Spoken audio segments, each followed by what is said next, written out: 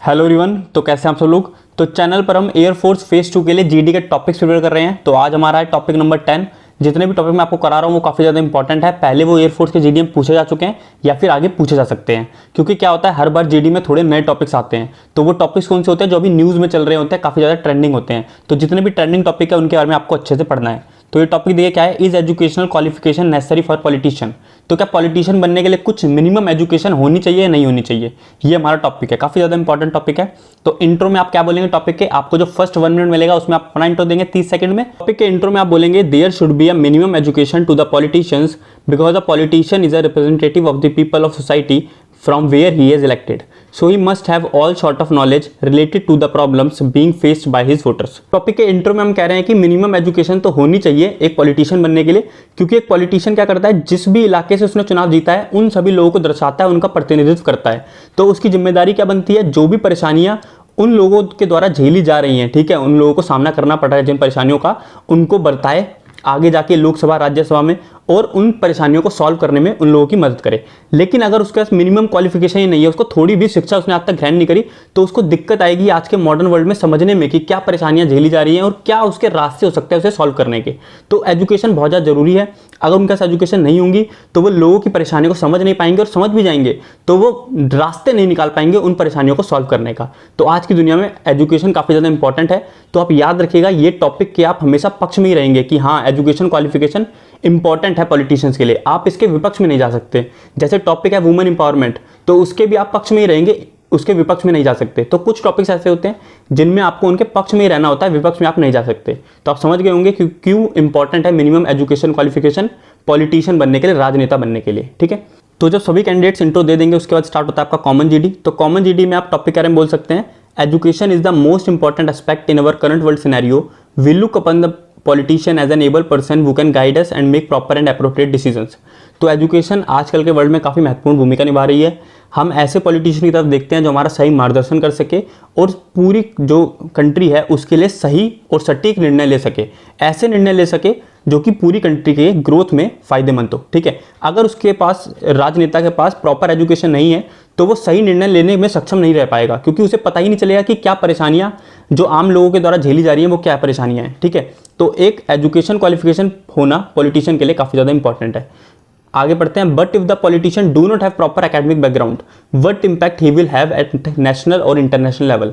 तो साथ ही साथ अगर पॉलिटिशियन के पास एजुकेशन बिल्कुल भी नहीं है, कि वो समझ नहीं पाता कि सामने वाला क्या बोलना चाहता है। जैसे मान लीजिए हमारे यहाँ के कोई पॉलिटिशियन है जिनको एजुकेशन नहीं है, जिनके पास बिल्कुल भी, अगर वो दूसरे देश में जा रहे हैं तो अगर वहाँ के प्रधानमंत्री इन्वायरमेंट के ऊपर इशू पर कुछ बोलने लग जाएं या फिर टेक्नोलॉजी के इशू पर कुछ बात करें, तो अगर हमारे राजनेता के पास एजुकेशन ही नहीं है तो समझ कैसे पाएगा कि वो किस इशू के बारे में बात कर रहे हैं। तो इससे क्या होगा, हमारी कंट्री की जो इमेज है उस पर बुरा प्रभाव पड़ेगा और हमारी कंट्री के ओवरऑल ग्रोथ पर भी बुरा प्रभाव पड़ेगा।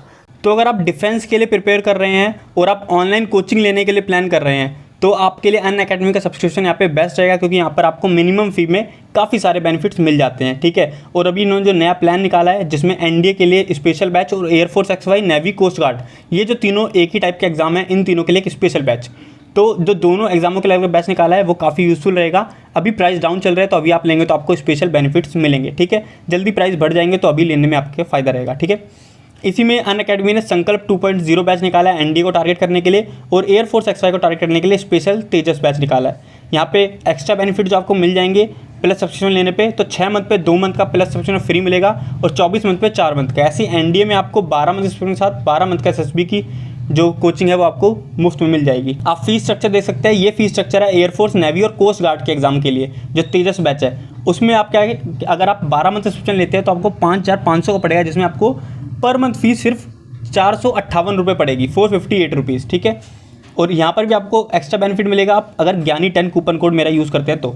ऐसी एनडी का सब्सक्रिप्शन में आपको जो 12 मंथ का कोर्स है वो 8,800 का पड़ेगा, क्योंकि इसमें आपको एसएसबी की तैयारी भी कराई जाएगी, और यहाँ पे आपको पर मंथ फीस 733 रुपये सिर्फ पड़ेगी, ठीक है। कूपन कोड जरूर यूज़ करें मेरा ज्ञानी 10, इससे आपको 10% एक्स्ट्रा बेनिफिट मिलेगा। तो इस पॉइंट में हमने क्या पढ़ा कि एजुकेशन काफ़ी महत्वपूर्ण भूमिका निभाती है आजकल के वर्ल्ड में, और पॉलिटिशियन को ऐसा होना चाहिए जो कि सही डिसीजन ले सके और सभी लोगों का सही मार्गदर्शन कर सके। और साथ ही साथ एजुकेशन इसलिए भी इंपॉर्टेंट है ताकि हमारे नेशनल और इंटरनेशनल लेवल पर हमारी इमेज सही रहे, क्योंकि अगर किसी के पास प्रॉपर एजुकेशन नहीं होगी तो पूरी बातें समझ नहीं पाएगा, और जो हमारे डिप्लोमेटिक रिलेशंस है दूसरी कंट्री के साथ वो भी बिगड़ने के चांसेस बढ़ जाएंगे। ठीक है, जो हमारे अभी देख सकते हैं दूसरी कंट्री के साथ काफ़ी अच्छे रिलेशंस हैं वो भी बिगड़ सकते हैं अगर ऐसे प्रधानमंत्री आ जाते हैं जिनको बिल्कुल भी एजुकेशन ही नहीं है जिनके पास, और वो बातें तक समझ नहीं पाते कि दूसरे देश के लोग कहना क्या चाहते हैं। ठीक है, तो सेकंड पॉइंट में हम 3 बातों पर डिस्कस कर रहे हैं। पहला तो अगर प्रॉपर एजुकेशन नहीं है पॉलिटिशियन पे तो वो प्रॉब्लम्स को एड्रेस नहीं कर पाएगा। यहाँ पर एड्रेस करने का मतलब है जैसे पॉलिटिशियन ने एक एरिया के लोगों की परेशानी को समझ लिया, लेकिन उसका काम क्या होता है आगे जाके विधानमंडल, राज्यसभा, लोकसभा में उन परेशानी को बताए ताकि वहाँ से कुछ स्टेप्स लिए जा सकें उन परेशानी को दूर करने में। लेकिन अगर उसके पास प्रॉपर एजुकेशन नहीं है तो उसको उन मुद्दों को विधानमंडल, राज्यसभा में उठाने में दिक्कत आएगी। ठीक है, दूसरी जो दिक्कत आएगी अगर वो लो क्वालिफाइड है तो वो जो ग्लोबल चेंजेस हो रहे हैं आजकल दुनिया में, डेली चेंजेस होते रहते हैं, टेक्नोलॉजिकल चेंजेस ज़्यादा हो रहे हैं आजकल, हम जो भी चीज़ें कर रहे हैं वो टेक्नोलॉजी से कर रहे हैं, तो उन सब चेंजेस का सामना करने में उसे दिक्कत आएगी। और जो तीसरा है जो हमारे डिप्लोमेटिक सिचुएशंस है, जो हमारे कूटनीतिक रिलेशंस हैं दूसरी कंट्री के साथ, जैसे चाइना के साथ हमारे अलग रिलेशन है, अलग संधियाँ हैं हमारी उसके साथ, यूएसए के साथ अलग रिलेशन है, हमने उनके साथ कुछ संधियाँ कर रखी हैं, तो उन सब चीज़ों को समझने में उसे बहुत ज़्यादा दिक्कत आएगी अगर उसके पास प्रॉपर एजुकेशन नहीं है तो। ठीक है, इसको याद रखिए, काफ़ी इंपॉर्टेंट पॉइंट है। इसके बाद नेक्स्ट आता है आपका कंक्लूजन। तो कंक्लूजन आप सभी को पता है काफ़ी ज़्यादा इंपॉर्टेंट होता है जीडी में। अगर आपका पूरा जीडी अच्छा नहीं गया है तो आप इफेक्टिव कंक्लूजन बोल के अपने जीडी को अच्छा कर सकते हैं। ठीक है, तो कंक्लूजन में आपको क्या बोलना है?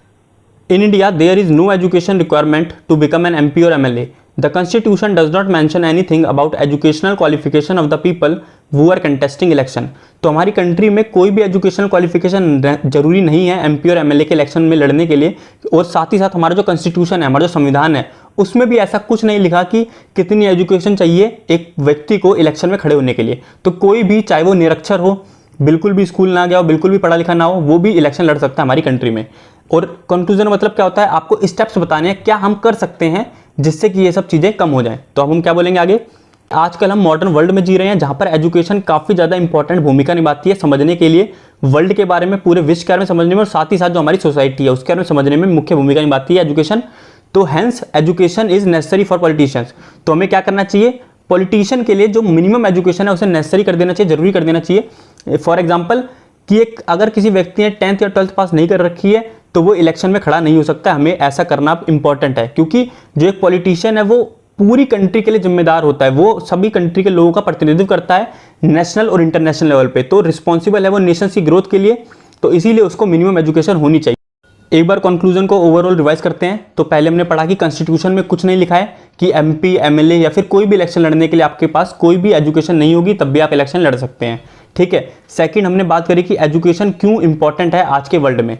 नेक्स्ट हम इससे परिणाम निकाला हमने कि एजुकेशन इंपॉर्टेंट है एक पॉलिटिशियन बनने के लिए, क्योंकि एक पॉलिटिशियन हमारी पूरी कंट्री की ओवरऑल ग्रोथ में सबसे ज़्यादा महत्वपूर्ण भूमिका उसी की होती है, वही हमारे नेशनल और इंटरनेशनल लेवल पे हमारी पूरी कंट्री को दर्शाता है। तो इसीलिए उसके लिए मिनिमम एजुकेशन क्वालिफिकेशन होना बहुत ज़्यादा इंपॉर्टेंट है।